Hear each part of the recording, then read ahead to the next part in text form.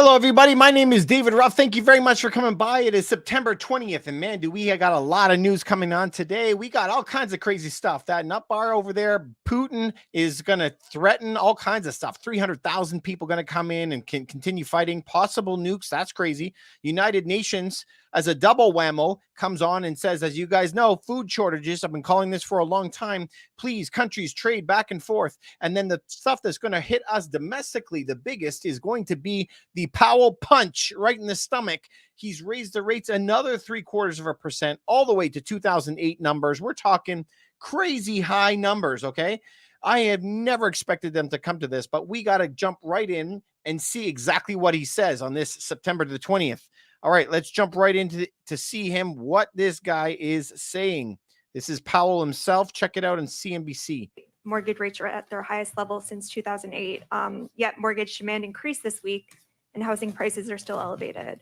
Now, at the end of your June press conference, you mentioned plans to reset the housing market. Pay attention. I was wondering if you could elaborate on what you CNBC. mean when you say reset, and what you think it will take to actually get there.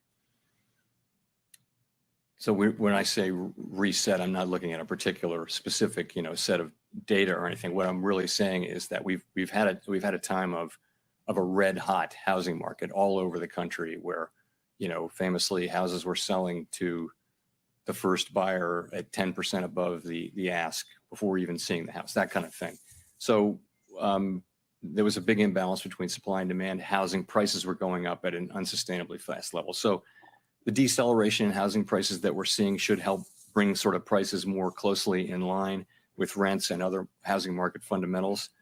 And that's a good thing. For the longer term, what we need is supply and demand to get better aligned, so that housing prices go up at a reasonable level, at a reasonable pace, and that people can afford houses again. And I think we probably in the housing market have to go through a correction to get back to that place.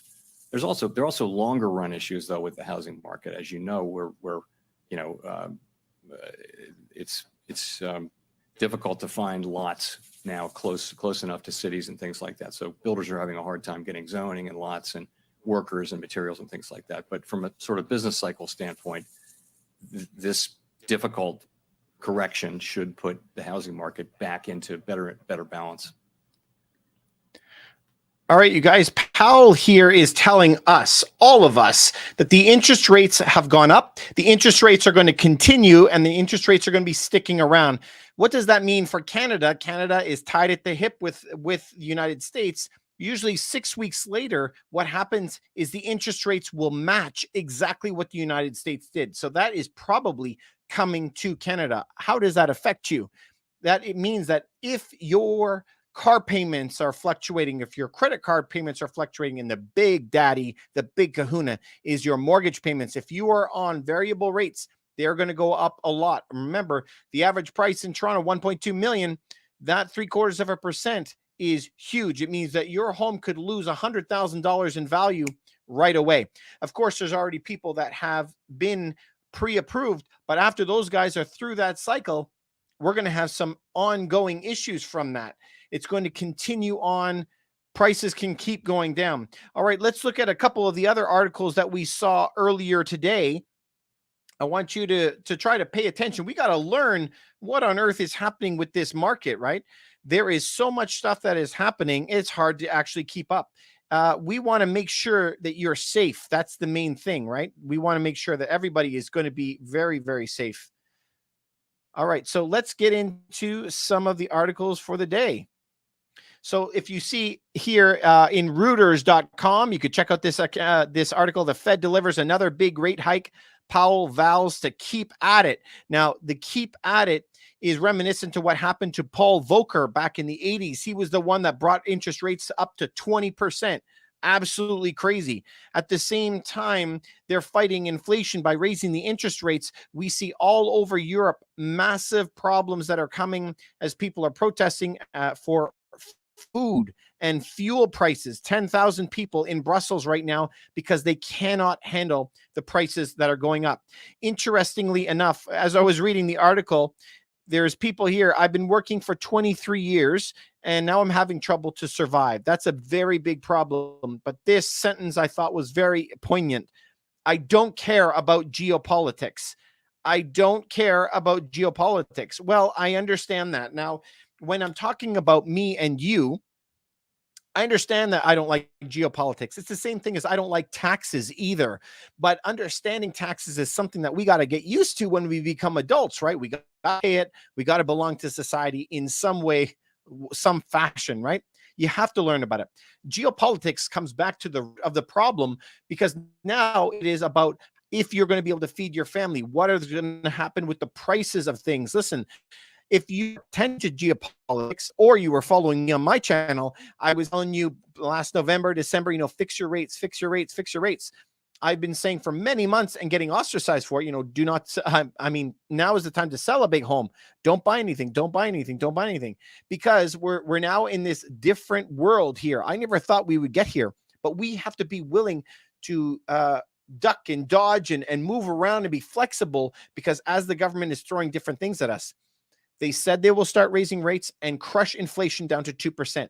They have shown no signs of them willing to give up this fight. Remember, they have a lot at stake. It's their credibility here. They said that inflation was transitory. It's not really there. It's a myth. And then look at what came and bit them, right? So now when they said that they were going to crush it, they can't go back on it. They're going to lose all credibility whatsoever. I think they are going to continue pushing until you see massive capitulation. When you see you or your friends and everybody else around you losing their jobs, then I really think that they will stop raising rates and actually maybe even lower them. But they have so much debt on the books. It has never seen this kind of action before. On top of all that, I did want to show you one last thing, because there is an interesting thing happening with natural gas. I wanted to show you. Now, you can go to the WSJ, Wall Street Journal. You can go over there and check out that article on natural gas. So high natural gas prices are pushing European manufacturers to shift to the United States. This is big for America.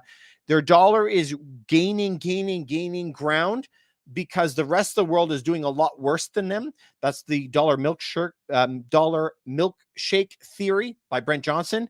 If you don't know about that, you should really follow this guy. He's a genius. So high natural gas prices are pushing all the European manufacturers to Canada. And to the United States. They have cheap fuel there, whereas in Europe, they can't afford it anymore.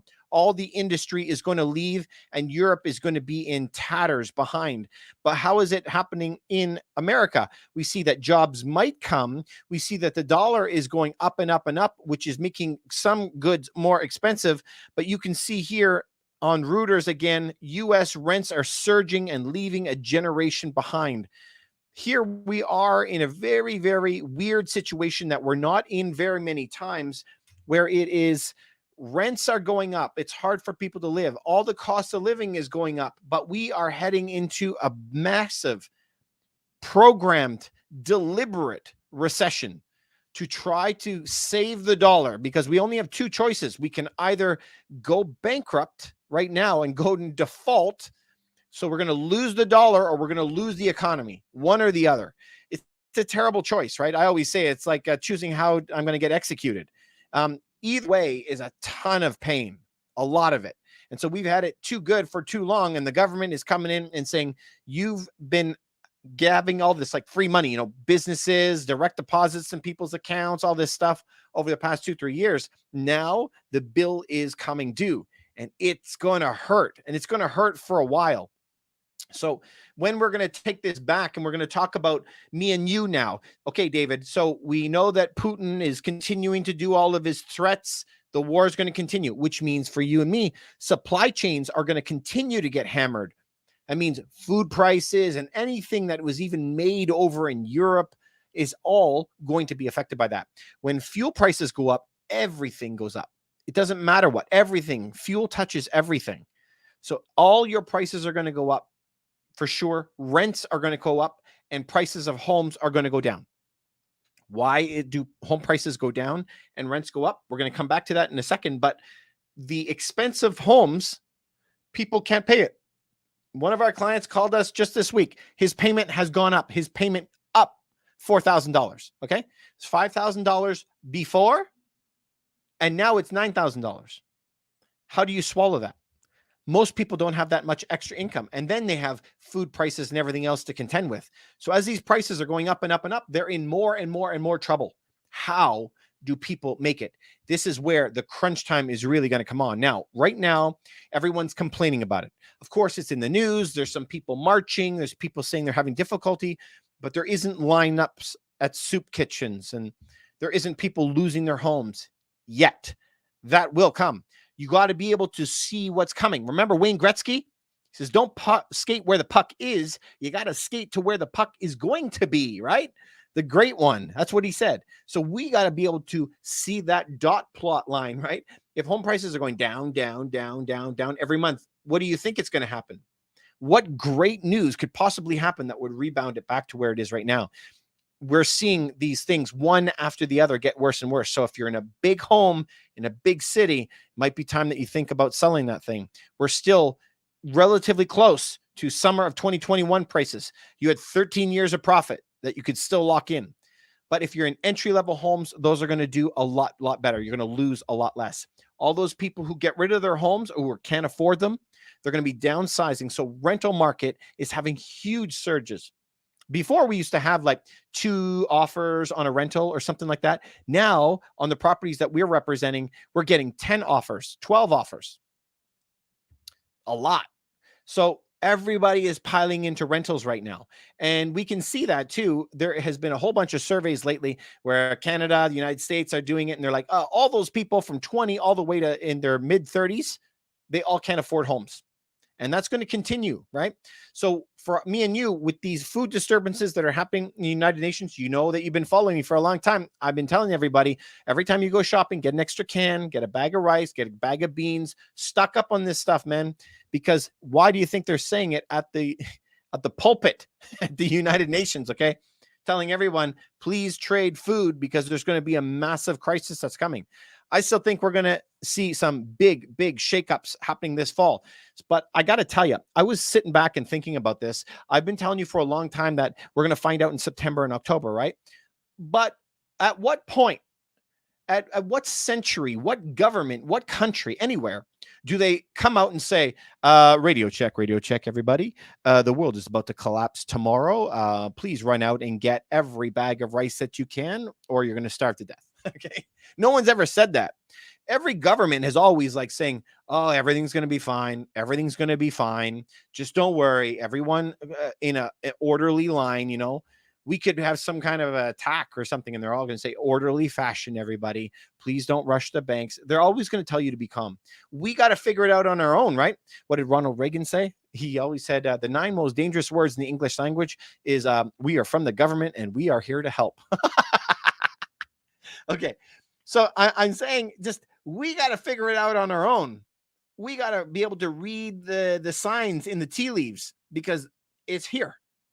This is what we've been talking about for years.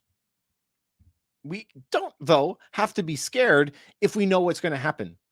If you want to do some extra research, I'm going to be doing some YouTube videos about it. You can go look at the BlackRock document in 2019 talking about how to liquidate government debt. You can go read the one in 2015 by the International Monetary Fund. They laid out like a playbook, page after page, explaining exactly what they intend to do. And it's shocking. You go back and read it. It's all happened. So being prepared for the rest for what's going to come is where I mean, like, we got to learn financial education, right? Because this is what's going to be able to break you free and make you not get punished by this system the way that it's working right now. This is a deliberate crash of the economy. We've never seen anything like this. Honestly, I never thought that we would get here. Remember 2019, in the fall of 2019, we had a massive crash in the repo market. That's the overnight lending rate between banks. They run 24 hours a day. If they didn't inject tens of billions of dollars there, the whole country and the whole world would have collapsed. So that was a 25% rate hike. I cannot believe that we are still even functioning now. I just don't even understand how that's even possible. So the danger is much higher right now, and we have to be able to react to that. So, of course, follow what I'm trying to tell you. This is what I'm doing. I'm not just telling people, I actually do it myself. I think that you should own a little bit of gold. You should have some in your possession, a little bit of silver, a little bit of Bitcoin, a little bit of Ethereum, have some cash laying around at home. My mom lost power. She needed money. For 4 days, she had all the ATMs were shut. Have some extra water, have some extra food, just in case, right? Just in case. Listen, at the end of the day, if there is going to be shortages or not, the United Nations is saying there is, right? So I believe them. Plus, all the data says that. At least if you buy it today, it's going to be a cheaper price. Now, you might not have all your products. I'm not saying the grocery stores are going to be empty, but a lot of the products you might go there and they might not be there. Right? You might not have jam or something. I don't know. You might not have it there. You might have to choose something else, but the prices almost certainly will be higher, even just because of money printing, let alone the supply shocks. So not only will you save money on it, then you'll be able to ride out if there's nothing left, right? If there is shortages of the product. So go pick up some of that gold, silver, Bitcoin, Ethereum. Then you got to get some food and stockpiles in your home, cleaning supplies, clothing, whatever that you're going to need. Have that stuff. It's better to have that stuff rather than be sitting in dollars, and then focus on your financial education and opening businesses. That's what I want you to do. We're going to be able to crush it because the deals of our lifetime are going to be coming.